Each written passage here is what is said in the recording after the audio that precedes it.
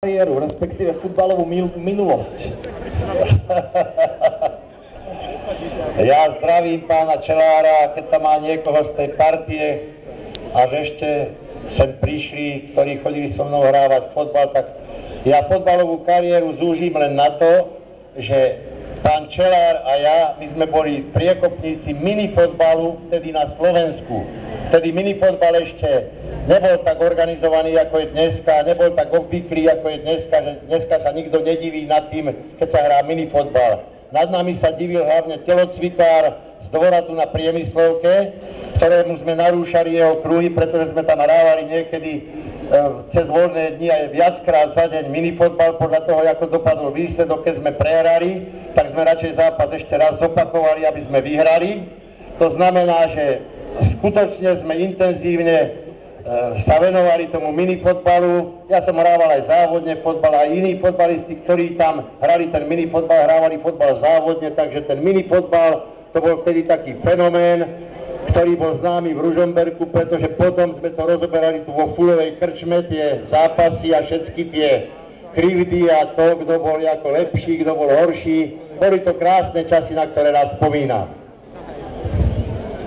To je veľmi pekné, lebo futbal je v Ružomberku takým tým domácim športom, ale vy ste mi ešte kedysi dávnejšie rozprával, teraz zaspomínam ja, že ste behával na beh okolo Sidorova. Tak boli časy, keď som behával Hrabovským chodníkom do Sedla, nie vždycky okolo Sidorova, pretože to dookola behávať, na to som toľko času nemal, ale do toho Sedla som vždycky vybehol a vrátil som sa naspäť.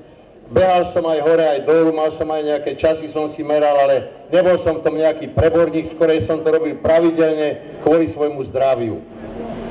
Viacej som chodil na čebrať, to už bolo také fanatické skoro, pretože tam som chodil toľko, že som si to počítal do doby, než som 1000-krát vyšiel na čebrať, potom už som to nepočítal a počítal som si dni tak, že keď som každý deň v týždni vyšiel na čebra, tak som si počítal, že som mal skóre 7-0.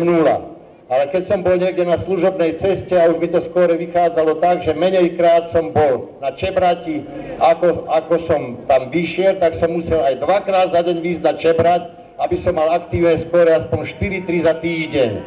A ja si myslím, že mi to udržiavalo kondíciu a mohol som sa potom venovať liečeniu pacientov, pretože ma to nabíjalo energiou, aby som potom v tej svojej lekárskej praxi rýchlo stanovil diagnózu, prišiel na to, čo najskôr, aby som mohol zachraňovať ľuďom zdravie. Zaslúži si určite potlesk. Ja som veľmi rád, že ste opäť začal rozprávať o vašej lekárskej kariére, pretože som našim divákom slúbil, že sa budeme rozprávať v krátkosti o tom, čo sa podarilo Ružomberku v posledných dňoch. A je to naozaj obrovská vec. Nechám už vás, lebo sa do toho určite najlepšie rozumiete z nás dvoch, aby ste to našim divákom a vašim voličom vysvetlil, o čo sa jedná. Tak v lekárskej praxi sa jedná o viacej vecí. Keď je človek aktívny doktor, tak vtedy sa jedná o to, aby veľmi dobre liečiť pacientov, aby si získali ich dôveru, aby bol vzdelaný, študovaný, aby mal diagnostický nos, aby veľmi rýchlo stanovili diagnózu, a správne, pretože keď sa dlho čaká a nestanoví sa správna diagnóza, tak je ohrozené ľudské zdravie.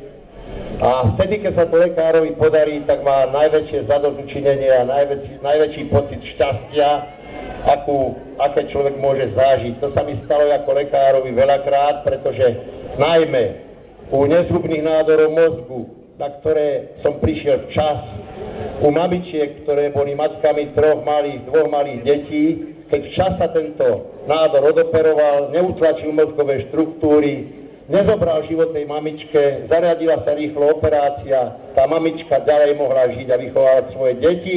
Prišla mi celá rodina aj s tými detičkami sa poďakovať a videl som, že to ďakovanie je úprimné a videl som výsledok svojej práce, že som zachránil ľudský život. Takto v lekárskej profesii je to najväčšie blaho.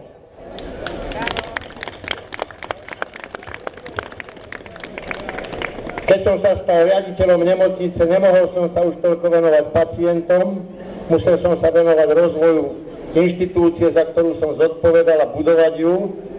A to sa mi aj podarilo, pretože tá nemocnica sa síce veľa rokov budovala, ale nakoniec sa výsledok dostavil, že je to dneska moderné zdravotnícke zariadenie, ktoré nám každý závidí a pri hodnoteniach nemocníc obsadzuje popredné rebríčky, či už tie nemocnice hodnotia takí odborníci alebo poisťovne, tak meno Ružomberskej nemocnice má v slovenskom zdravotníctve, ale aj v Čechách vysoký cvenk a to by sme mohli fakt všetci zatlieskať.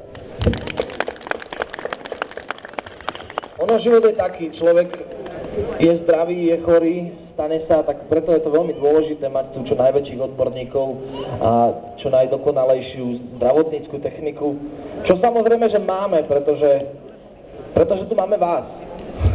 Tak môžem povedať. Dobre, každopádne. Protonové centrum. Protonové centrum je taká, že tomu nerozumejú novinári hlavne, pretože je to na nich asi moc zložitý problém niekedy. Takisto tomu nerozumejú neprajníci, ktorí si neželajú, aby to bolo v Ružomberku. A dokonca sú takí neprajníci, ktorí si neželajú, aby to bolo vôbec na Slovensku, lebo je to špičková technológia, ktorá má veľkú budúcnosť a najvyspelejšie štáty sveta sa uberajú touto cestou. Štáty, ktoré majú oveľa silnejšiu ekonomiku, ktoré majú oveľa viac prostriedkov na vedu, výskum, aby ju financovali, tak takéto štáty sa uberajú tou cestou, že si budujú protonové centrá, pretože to je budúcnosť radioterapie, pretože má to rôzne výhody pre pacientov a benefity oproti klasickému ožarovaniu, ktoré je dneska predstavované lineárnymi elektronovými urychľovačmi. Aby sa to podarilo v Ružomberku, tak je to beh na dlhú trať, beh cez prekážky, ktoré treba prekonať. A ja si myslím, že napriek tomu, že tá časová stopa pre niektorých sa zdá dlhá, že už 4 roky sa to len o tom rozpráva a ešte to nie je, tak je to absolútne neprofesionálny a zavádzajúci prístup, pretože vám vysvetlím, že v Rakúsku pri Viedni firma Medalstron 18 rokov buduje podobné centrum, vynaložila na to už 400 miliónov eur a ešte je to len pred dokončením. To znamená 18 rokov a 4 roky, nič sme nezameškali a prišiel sa minister zdravotníctva, minister školstva, prepáčte mi, 27.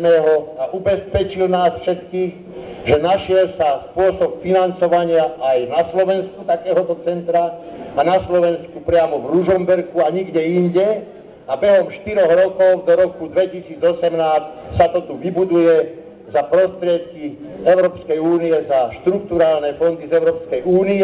Bude to síce stáť okolo 40 až 50 miliónov eur, ale na Slovensku to bude v Ružomberku, bude to stále moderné aj za tie 4 roky, bude to vyhľadávané pacientami nielen zo Slovenska, ale aj z okolitých štátov. A až vtedy tí ľudia, ktorí o to majú dezilúzie, rôzne dezinformácie a neveria tomu, až potom si uvedomia, čo vlastne ten Ružomberok má a čo sa tu podarilo uskutočniť.